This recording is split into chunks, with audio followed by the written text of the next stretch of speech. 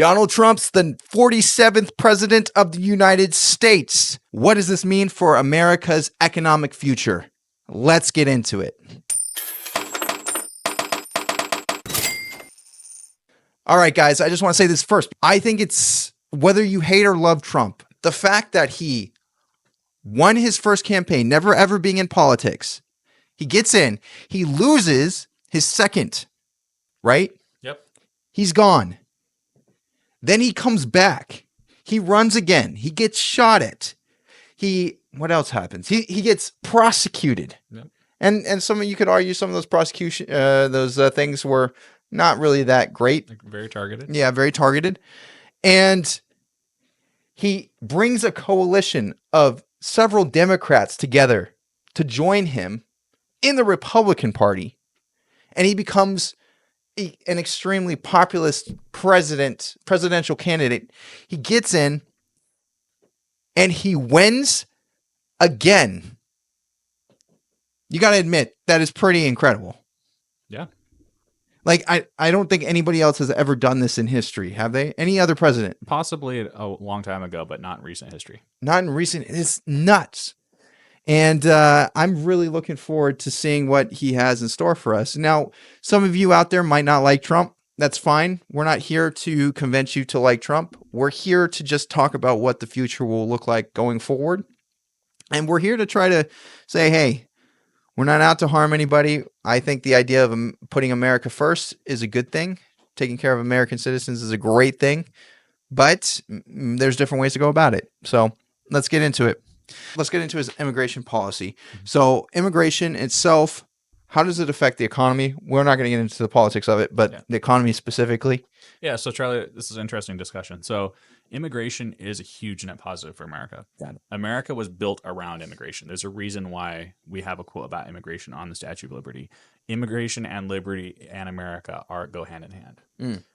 The huge qualification here goes that illegal immigration, along with everything else in America where someone breaks the law regularly, should not be happening. Okay. Because what we need is a clear path to citizenship for immigrants, or a clear immigration path for immigrants. And what that means is that if we have a clear legal path, then we decrease things like the cartel's influence and even Americans taking advantage of illegal immigrants, which is happening right now, where they're basically working them for very low pay, very, very hard. And then the immigrants end up taking advantage of social services, for example, like the medical system. If they were to get injured, they would have to go and be treated effectively for free, which is then on the taxpayer's dime.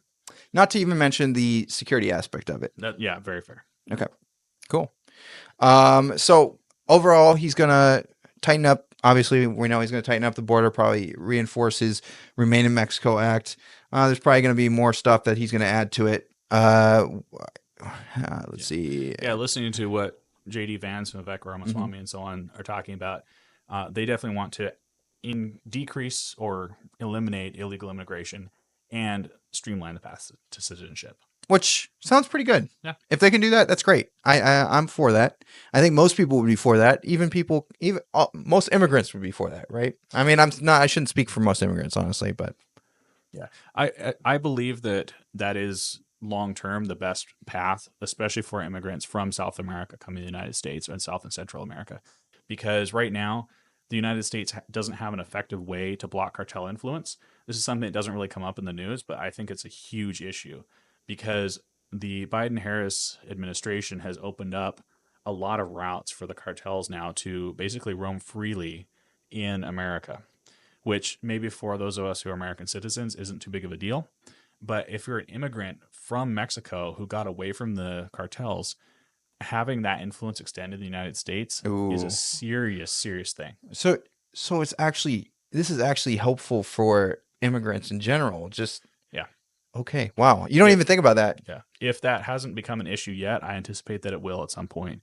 And if and when it does, we have a whole new level of domestic terrorism because the cartels more or less run Mexico right now. And they have very, very few restraints right now in coming to the United States. And if they were to start actively operating inside the U.S., we would see some major issues in society.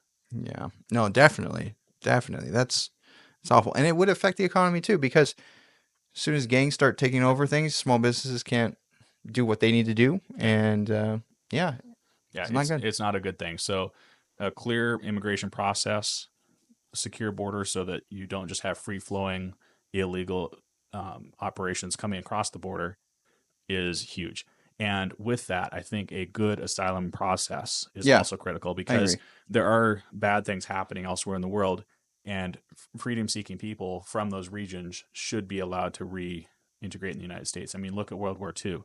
We let a ton of Jews in the country, and that effectively allowed us to win the World War because Germany exported most of their talent. Got it. And I'm sure that would continue happening through the next few years as persecuted groups move to the United States. That makes sense. The economy. What is the economy going to look like? Yeah. So it's an interesting question. Trump is maybe less interventionist than some of our past presidents have been, Mm-hmm. and he has a good team. So you're a small business owner. What are some things you're most excited about with his policies? Well, I'm going to say this. There are things that I'm excited about. There are things that I'm a little nervous about. His tariffs. If he just straight up enacts tariffs across the board, that does affect us as a small business, because that makes it, yeah, it does make it harder to buy things cheaper and then sell it cheap enough to Yep. compete with other people. But if he's using it as a tactic to negotiate with other countries so that they're not scamming us, essentially, I think long term it would be good for our business. I think more people are going to have money to spend on, well, I mean, I run a window washing business, janitorial basically, and that I think more people would want to be able to afford janitorial work because they have more jobs here to do it, more high paying jobs. Yeah. Another thing I want to point out here about businesses is he's also emphasizing some deregulation steps. I think he's going to do a 10-to-1 ratio or so, where he's going to, for every one new regulation, he's going to pull 10 old ones off the books. Which is fantastic. So that's going to make it way easier for you. Yeah, I mean, it also makes it easier for more competition to come into the market too. So that is also another thing. Like once you're already an established business, maybe you don't want those regulations in the market. For me, we're not quite that established yet, so it's fine. Yeah, and if you're not competitive, you shouldn't be in the market, is my opinion. I agree. And so the more competition there is, the better, because that means theoretically customers get a better product. And if you can maintain a good product, even if you charge more, you're still competitive, because customers will have name recognition, they'll trust you, and so on. So Right. I totally agree. I think it's a good thing. It's a little harder, it makes you better. I agree. It's better overall. All right. So what else is going on here? It's going to obviously end the taxation on tips. I know Kamala Harris was proposing this as well. This is, I think, a great thing. What do you think? Yeah, I definitely agree with it, because, yeah, when I give a restaurant worker a tip, for example, for doing a really great job, the federal government's taking something like 15%, plus the state governments take some too.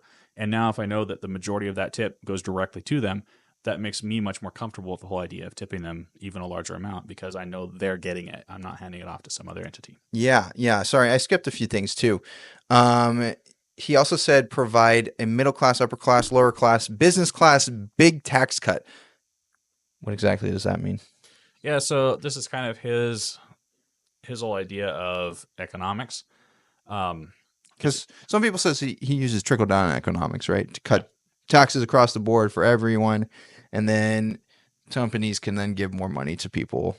Is that So that's a really interesting point. give money to their employees? Sorry. So the way that American wealth works, the vast majority of very rich people are wealthy because they control a large portion of influence in a specific company. Got it. And so this whole idea of maybe we can have a tax cut that benefits the lower class without benefiting the upper class doesn't really add up. Because, for example, if Amazon makes more money, generally that means that your Amazon employee can make more money. Now, if there's no competition, that's a whole different argument. Yeah. But our discussion earlier about bringing more competition into the workplace means that he can actually provide a tax cut to everyone across the board equally. But also, if he increases competition, that will end up making employers have to pay employees more competitively because there's more places to work. That makes sense. So it's kind of a reverse way of thinking about it, especially to the mainstream. but it's much, much more effective than trying to provide a tax cut to the lower class, because that ends up actually trickling up, as we've seen post COVID. Billionaires are making more money than they've ever made before. Yep, that's true. And you can see that because the stimulus went right to them. And they own all the assets. Exactly. Yep. And so the poor people now are feeling this huge pain from inflation. But billionaires own primarily assets because they own their companies. They don't have free money. Got it. And so those of us who hold cash or have to work in cash because we make a paycheck and then spend it, we're hit really hard. Billionaires, not at all. Got it. So you can't just, so tax cuts plus deregulation helps everything overall. Yeah, that would turn the entire economic system on its head, because now your big business is still growing, but your workers take home more. They're paid better for what they do, and there's more options for them. It's better for us across the board. Got it. And that's also ties into maybe his use of tariffs, right? So he wants to adopt a 4-year plan to phase out Chinese imports, which means that, yeah, we're going to see higher prices for cheap goods. Essentially, t-shirts and all those things are going to be much more expensive, but that also could mean more jobs for people in the US, right? Yeah, so this is a long-term thing that I think has very valid long-term effects, because there's 2 reasons to not do business with China. The first is China right now is engaging in mass genocide against its Islamic population. If you think Israel's bad, China has incarcerated or killed over 1 million Muslims. And we're not talking about that? That's crazy. Yeah. That should be addressed honestly right now. Like, what are we doing? Morally speaking, the left has morally speaking, China is repugnant. Yeah. Why are we even defending what? Okay. Anyways, on that point alone, sorry, that makes me a little frustrated. Yeah, no, I think Trump is doing the exact right thing here of decreasing our dependence on China. The other thing is, I think the morals alone would rationalize this entire process. I think it's absolutely critical we get out of China and just let China basically reap the benefits of its own decisions here, because they have no freedom. They are not American at all. Yep. They do not share American values. The other thing is that China is also a growing military power. And so tactically, from a military perspective, less money, decreasing dependency on China is critical, because if there was a war to break out, for example, in Taiwan, then Chinese imports would presumably be cut off, right, which would cause us to immediately go off of them. Whereas this 4-year reducing our reliance on China is more gradual. So I think not only should we do it, we need to get out as fast as we can. I like that. Also, the more money that goes to China, the more they can spend on their military to grow it faster, right? That's fair. So there's several ways to look at it. End taxation on overtime. Well, that's great for hourly workers. Again, yeah, great for those of us who work those basic jobs that keep the economy running. Yeah, just means we can take more home. Yeah. Reduce taxation for Americans living overseas. That's true. There are a lot of Americans that live overseas, and they have to pay high taxes both to that government, right, and to the U.S. Yeah, it depends on the exact scenario, but yeah. Okay. Yeah, that'll be good for them too. If you're a traveler, yeah, it's great. Yeah, I support Trump just letting people take home more. Yep. Across the board. This is good. Reduce corporate tax rates from 21% to 15%. That's nuts. That's nuts. No, also, corporations, owning a business, there's so many ways to get around taxes. So the whole idea of, we need to tax more on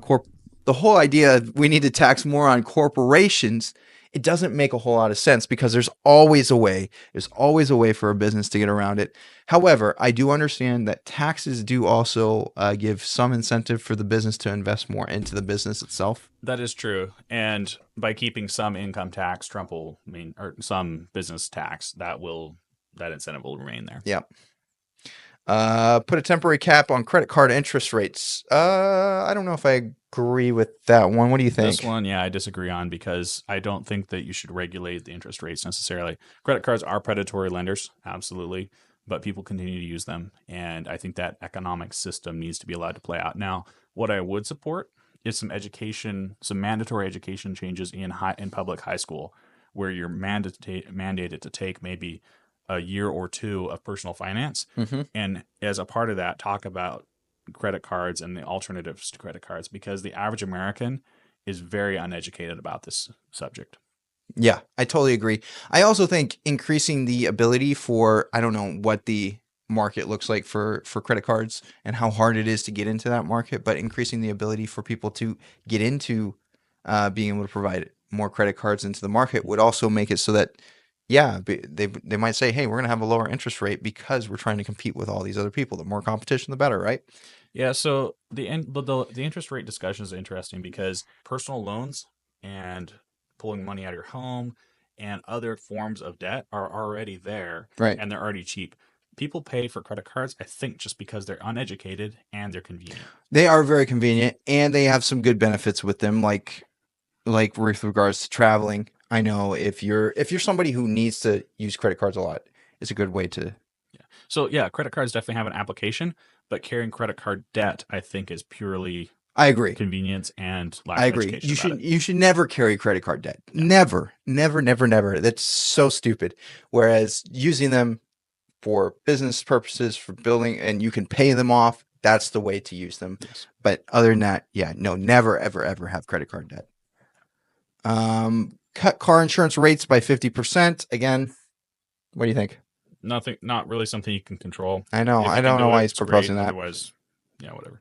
Make interests on car loans tax deductible. I mean, aren't they already? Isn't interest? Depends on your scenario. If you use it for work, yes. I don't believe that this is true for the average person. Okay. I don't support this because it increases the incentive for people to get Yeah. a car loan and stay in debt. I agree with you on that. Make it tax deductible to purchase a home generator.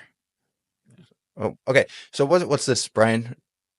So yeah, this is basically if you have a hardship, for example, you need to buy a generator, you Oh, a can home generator. you can I purchase got it. it. Yeah.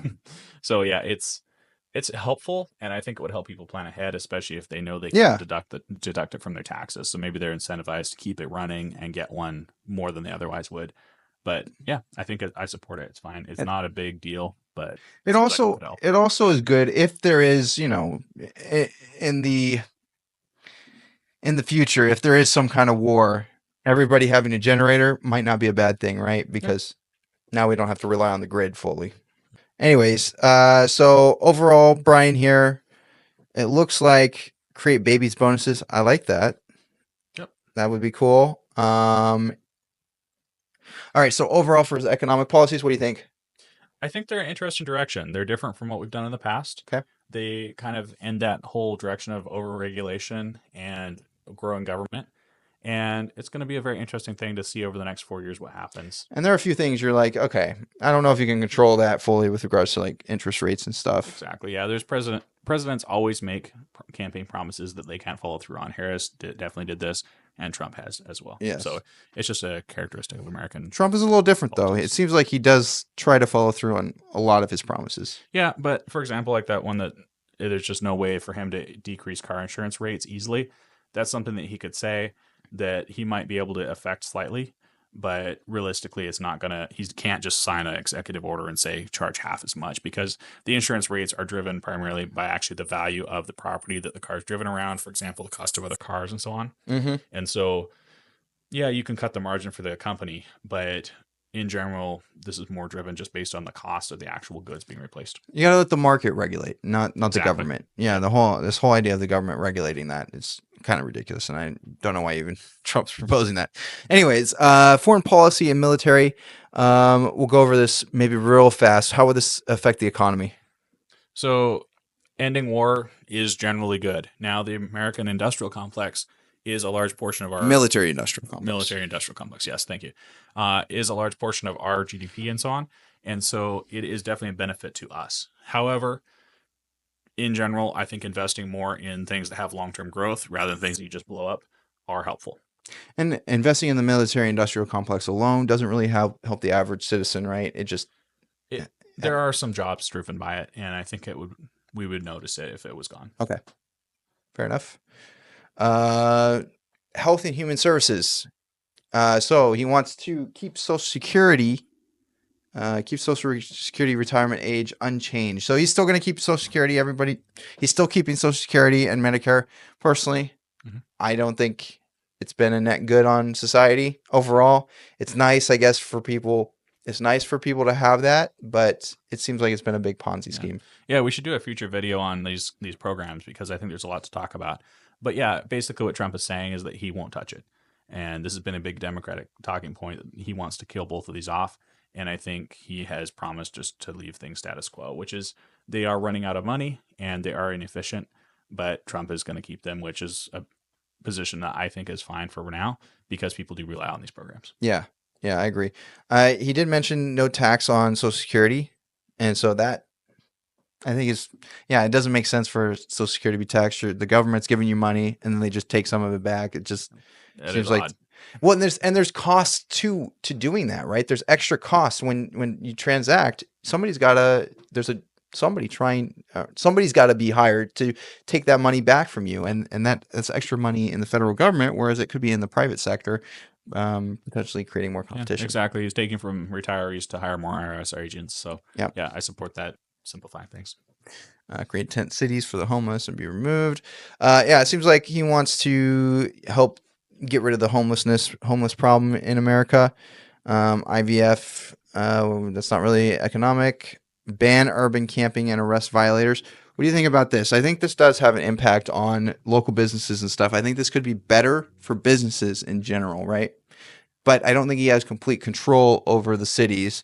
That's kind of mayors and governors' job to take care of. Yeah, so this is an interesting discussion. The federal government has actually, for the long time, has had some protections in place for people, so you couldn't move them under certain times. It wasn't a hard ban, but I know in California it was used as an excuse to keep people on the streets. He would, by doing this, basically incentivize individual cities to take action in their own hands, and then when their voters come to them with complaints, now the city themselves is wholly responsible rather than sharing the blame with the federal government, because now the city would have to make that decision of whether or not to remove people. Exactly. What is he doing to do this, to incentivize this? So the government for a while had a rule. I don't remember exactly the terminology, but it was used as an excuse in California because I think it was a crime for... I think the city had to have, there was a rule where the city had to have a place to move people if they were kicking them off the street. Got it. And when places like California didn't have the room to move them, it was used as an excuse not to clean up the streets. Okay, that makes sense. And Trump is, what is he doing? What is he doing to incentivize California to clean up their streets? So by banning urban camping and arresting violators, he's now making it a crime to be on the street. And you'll get arrested for it. My question is, though, you don't have to have a place to be moved to right anymore. But my question is, as a federal, he's the federal government, doesn't have the authority to ban those type of things. No. So the federal government used to ban cities from moving people if they didn't have a place to move them to. Gotcha. Now the federal government is saying, not only are we blocking you, not only are we no longer blocking you from moving people, now we're saying we're now positively pushing for people to be banned from urban camping. And so it's a complete switch in their code that they're telling cities to do. Yeah, I don't completely agree with it from a constitutional perspective. I think that the federal government shouldn't have that much say over where people camp in their local states. However, the idea of now this makes it so that the states actually have to work to provide social programs for these people or whatever because they're going to be mad about being kicked off the streets. I think that could be a good thing. No, I agree to some extent. I think that in general, pushing it back to the states so the states have accountability, so that California especially, when the governor of California, for example, is addressing this, he has to stand in front of his constituents and say, I chose not to move people. Rather than now where he can say, well, the federal government told me not to. Exactly. I think getting rid of that, absolutely. But this whole part about banning urban camping from the federal level, I don't completely agree with. What is he going to do for education? Yeah. So he's going to basically... This does affect the economy just a little bit. Let's talk about education. What is he going to do? He's going to promote school choice. Okay. So that's helpful. Basically, that means everyone gets a certain amount of money to educate their child. And so you no longer have to run through the state school system to get assistance. Isn't he also proposing getting rid of the Board of Education, or not the Board of it? What is the department called? The Department of Education. Yeah, he is talking about doing that, and that will obviously reduce tax burden because that's a whole government agency. Yeah, and it seems like they're not really useful. Yeah, they have certain From rules. my personal perspective, yeah, it seems like they only cause more trouble. I think the states should be the ones in charge of educating their I kids think and they stuff. started as a good idea, and it's grown past that. Yeah, bureaucracy. What is he going to do? This Yeah. is going to affect economy actually So tremendously. I know you and I are kind of on the same page with this. So we think the government's too big. Yep. And we think that the government tends to suck money from people. I know we talked Because about that they're earlier. and here's the reason why. Whenever you try to get money from somebody, you have to provide them value first Yep. in order to have them do a transaction with you. Whereas the federal government has the ability to just say, you have to give us money because we have the guns to force you to give us the money. And so that's why it's a problem, and it creates this incentive structure where the people in the federal government are not actually doing things that are beneficial to society and to the economy in general. I'm not saying that all of them are bad. I'm just saying it creates this incentive structure that doesn't meet up with true good markets and economics and business. Yeah, it doesn't follow practices. the free market. Yeah. Yep. Yeah, no, that's very fair.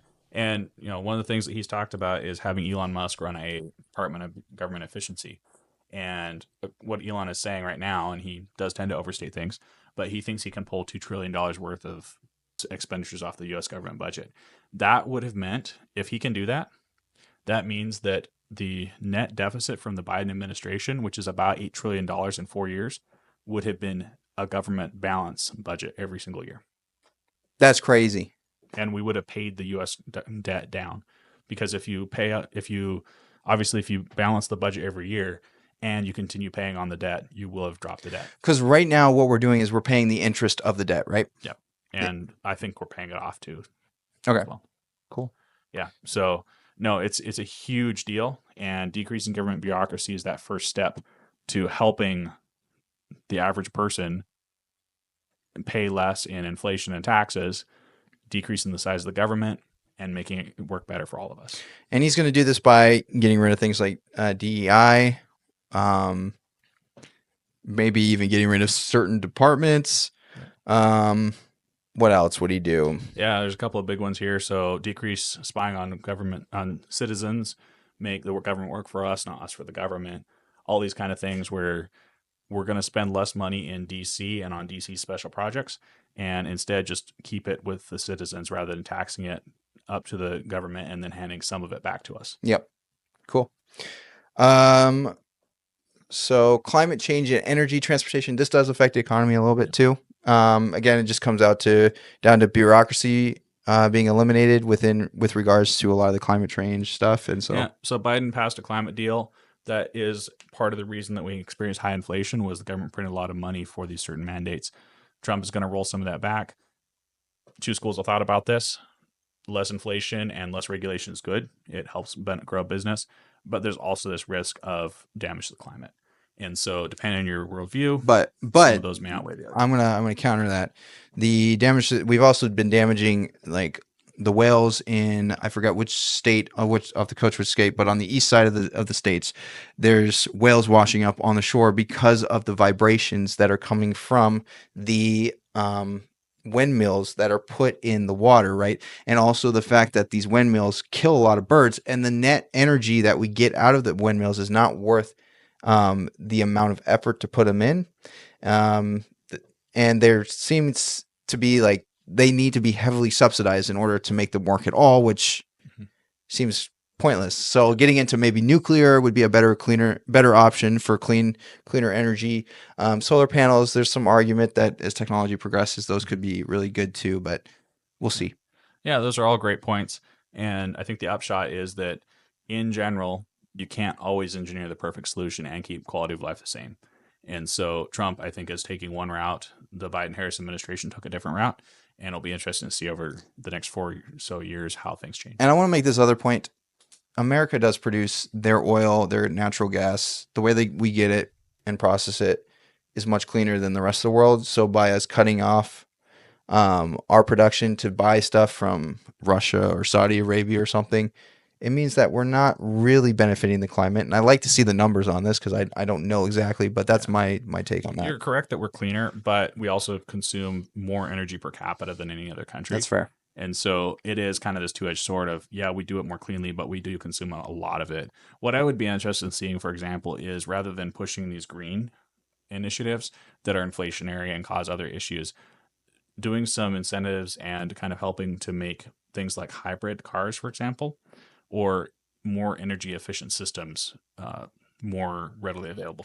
Instead of saying you have to do this specific thing, like you have to, we're going to make you go fully electric. Why don't we just try to figure out what's a better energy alternative in general, right? Let's try to incentivize that. Yeah, we have hybrid technology, for example. Hybrid technology works really well. Mm-hmm. So rather than pushing people onto electric fully right now, let's do hybrid or something similar for a while. And actually, that's happening organically within the customer base right now because hybrids are now cheaper than a gas car for most scenarios, and they're also more reliable. And so it's a good example of organic growth is following what the government is trying to push, but it's following a few years behind. And so if we can just not push it, we'll be doing better. Yeah,